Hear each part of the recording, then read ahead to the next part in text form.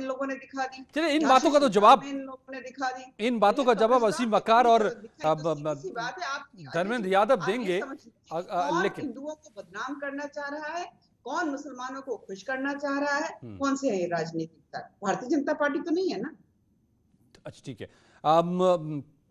मनीष गुप्ता जी, क्या यूपी में इस बार छोटे दल बड़े कारनामे करने पर तुले हुए हैं क्या? बड़ी रणनीति बना रहे हैं क्या? उनके निशाने पर बड़ी बड़ी पार्टियां हैं क्या? क्योंकि हर बड़े दल छोटे दलों को अपने पाले में करने में लगे हुए हैं।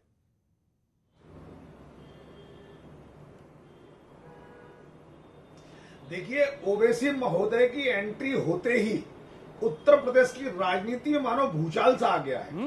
अब भूचाल क्यों आया है? सभी राजनीतिक दल ये समझते हैं कि ओवैसी एक राजनीति का ऐसा बीज है जो उगते ही अपने आसपास की फसलों को चट करना शुरू कर देगा। इनको पता है कि अगर हमें कट्टरता की राजनीति शुरू की तो कल को समाजवादी पार्टी कहां जाएगी, बसपा कहां जाएगी और ये सुहेलदेव वाली पार्टी कहां जाएगी, क्योंकि ये सब मुस्लिम वोटों के आस में टकी हैं। और इन्हें और मुसलमानों को ये पता है कि जब मेरे पास मुसलमानों का बड़ा हिमायती ओवैसी है तो मैं छोटे हिमायती के पास क्यों जाऊं। सबको डर ये है कि कहीं मैं हिमायतियों में छोटा हिमायती ना बन जाऊं।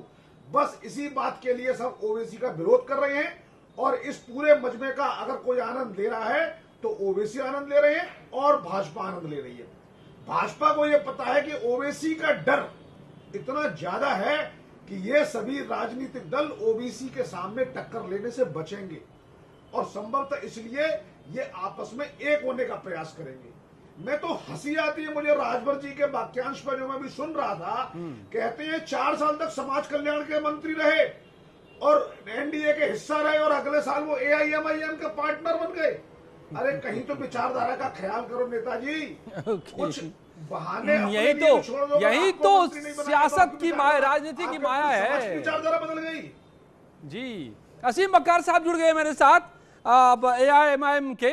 उन्हीं से जरा मैं पूछता हूं, असीम वकार जी, तो सभी अब मान बैठे, आज 100 सीटों का ऐलान कर दिया आपके नेता ने यूपी में लड़ने का चुनाव, और सब मान बैठे कि अब तो बीजेपी की जीत की गारंटी है। सर ये तो कहिए कि 100 सीट का ऐलान किया है। अगर कहीं 403 सीट का ऐलान कर दिया होता तो आप टीवी में ना होते, टीवी से बाहर निकल आते और सभी लोग बाहर निकल आते। आप कूद कूद के भागते सब। मुझे तो हंसी सर आ रही है इस बात पर। 100 सीट का ऐलान किया है तो 403 सीट पर तो रहने नहीं जा रहे। 142 सीट मुस्लिम बहुल क्षेत्र है यहाँ उत्तर प्रदेश में। 143 सीटें ऐसी हैं जो मुस्लिम बहुल विधानसभाएं हैं। दलित बहुल विधानसभाएं अलग हैं, बैकवर्ड विधानसभाएं अलग हैं। तो अगर हम अपनी राजनीतिक पार्टी के राजनीतिक विस्तार की बात करते हैं, बढ़ाने की बात करते हैं, तो क्या परेशानी है? मुझे तो समझ में नहीं आ रहा है। राजभर साहब अगर हमारे अलायंस में हैं तो आप लोग को क्या दिक्कत होगी? मैं जानना चाह रहा हूं बाकी लोगों से। मनीष गुप्ता जी बोल रहे थे Bahujan Samaj party Samajwadi party alliance में रह चुकी है, कांग्रेस समाजवादी रह चुकी है, कांग्रेस बहुजन रह चुकी है, बाकी और भी दल आपस में सब रह चुके हैं। तो अगर हम किसी से गठबंधन की बात कर रहे हैं, अगर हम भागीदारी संकल्प मोर्चा का हिस्सा हैं, तो लोगों को परेशानी क्या है ये नहीं समझ में आ रहा है। नहीं, परेशानी लोगों को ये है वकार साहब, परेशानी ये लग रहा है लोगों को कि जैसे तेजस्वी सीएम बनते रह गए बिहार में, क्या यही होगा यूपी में भी? नहीं सर, एक बात